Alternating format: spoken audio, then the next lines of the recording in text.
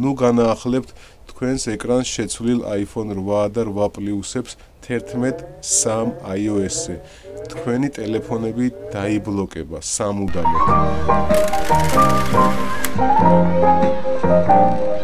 ამ დღეებში გავრცელდა რაღაცა ინფორმაცია, რომელსაც ვაზუსტებდი 2-3 დღის განმავლობაში და მინდა უბრალოდ გაგაფრთხილოთ ყველა iPhone 8 და 8 Plus-ის მფლობელებს, ვისაც შეცვლილი გაქვთ ეკრანი Apple-ის არაავტორიზირებულ სერვის ცენტრებში. რა თქმა უნდა, საქართველოში ავტორიზირებული სერვის ცენტრი არ არსებობს, მიუხედავად იმისა, რომ ყველა იბრალებს ამას და ყველა ამბობს, რომ ოფიციალური დისტრიბუტერი და ოფიციალური რესელერი და ავტორიზირებული ცენტრი და ასე შემდეგ ბლა ბლა ბლა არიან.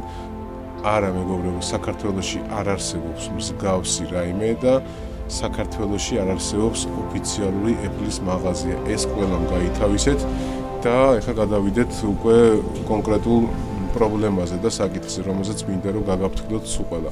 იცოდეთ, რომ თუ ვინმეს შეცვლილი გააქვთ iPhone 8-ზე ან iPhone 8 Plus-ზე ეკრანი საქართველოში და საერთოდ არაავტორიზირებულ სერვის ცენტრში, ნუ განაახლებთ თქვენს ეკრანს შეცვლილ iPhone 8 და 8 Plus-ებს 11.3 iOS-ზე. თქვენი ტელეფონები დაიბლოკება სამუდამოდ. ეს არ არის ხუმრობა, ეს არის თქვენი მზრუნველი Apple-ის სურვილი და ნება. ის ბლოკავს ტელეფონებს, რომლებმაც შეცვალეს თავისი ეკრანები არაავტორიზირებულ სერვის ცენტრებში. ამიტომ გაითვალისწინეთ და არ გააკეთოთ ბოლო განახლება. თქვენი ტელეფონი უბრალოდ დამუნჯდება, დაიბლოკება, იქცევა ჩვეულებრივ აგურად. Apple არ ყიდის სათადარიგო ნაწილებს.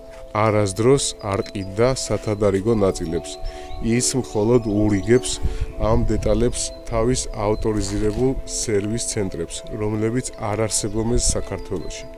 არ არსებობენ. საერთოდ Apple ყოველთვის მხოლოდ თავის ფულზე ზრუნავდა ვიდრე თავის მომხმარებლებს, მაგრამ ეს უკვე მეტისმეტი მოვიდა, მინდა გითხრათ, იმიტომ რომ ყოველ შემთხვევაში მას უნდა გაეკეთებინა რაღაცა გაფრთხილება მაინც მომხმარებლებისთვის.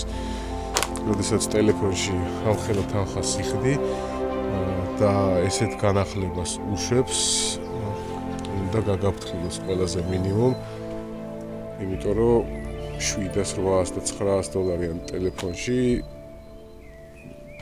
იმის გამო რომ ეკრანს ცვლი არ უნდა დაგებლოკოს და კი გასაგებია რომ თქვათ არ აყენებ ოფიციალურს დროებით დღეისათვის სულ ეს იყო იმედია გაფრთხილდებით და მეც ყოველ შემთხვევაში შევეცდები ესეთ რაღაცა საგანგებო სიტუაციებში საქმის კურსში ჩაგაყენოთ და ნაკლები ზიანი მოგადგეთ ჩვენი საყვარელი კომპანიის მხრიდან.